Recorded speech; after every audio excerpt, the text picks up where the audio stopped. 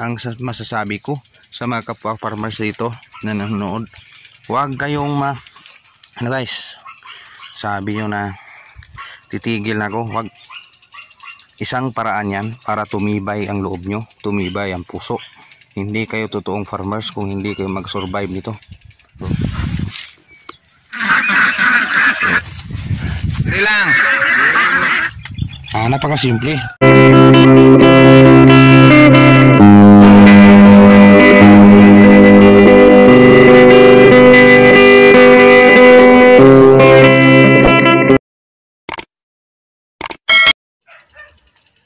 Sakto afternoon mga kasakto.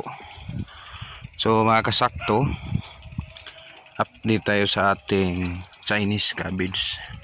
So sorry, hindi ako naging weak sa iyo. Bagyong limang bagyo, Inting, bagyong Inting,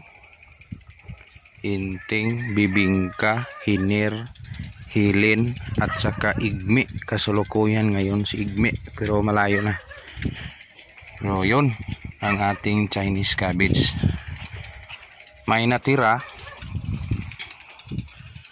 So si Vulcan Kanlaon yan sa taas na nahimik na.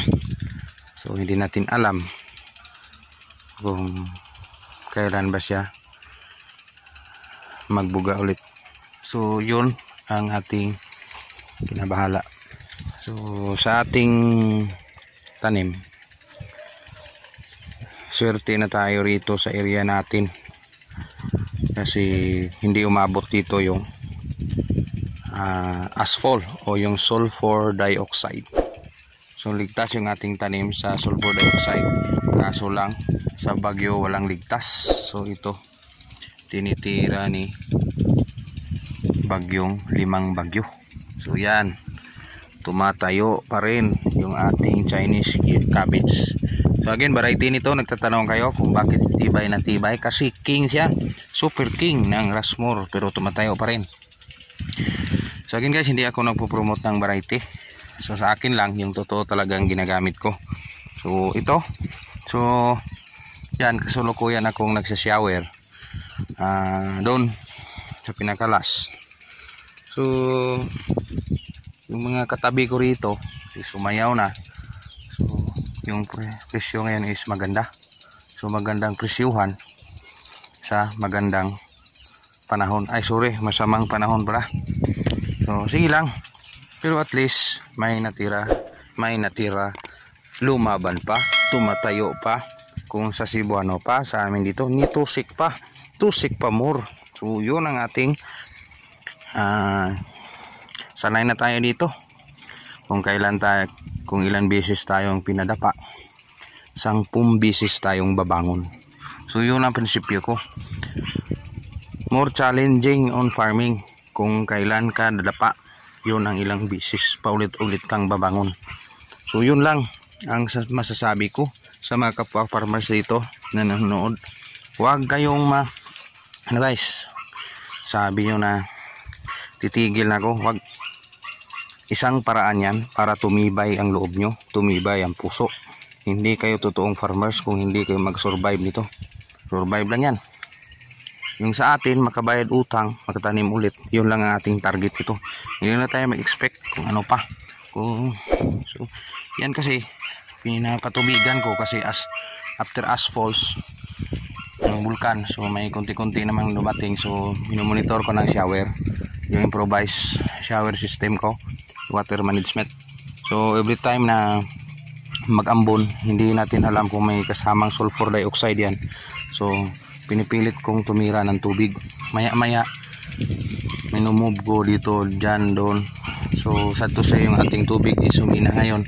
Isang sprinkler na lang. So noon tag 2-3 ito. So ngayon isa na lang kasi yung ating tubig is mahina. So at least may mainom. Yung tanim, again ulit-ulit ko sabihin, hindi makapagsalita yan. Kusang ikaw na bibigay kung anong kinakailangan ng tanim.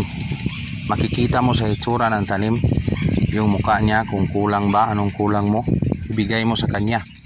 Yung ito, stress na stress siya sa hangin, huwag nyo biglain pakainin agad. Stress na stress yan, huwag nyo agad abunuhan. Ipa-recover nyo muna bago nyo bigyan ng pagkain. Kung yan na, parang healthy na yung mukha niya, yan. Ito, tulad nito. So, relax na yung kanyang mga old na leaves. So, tinatang, na.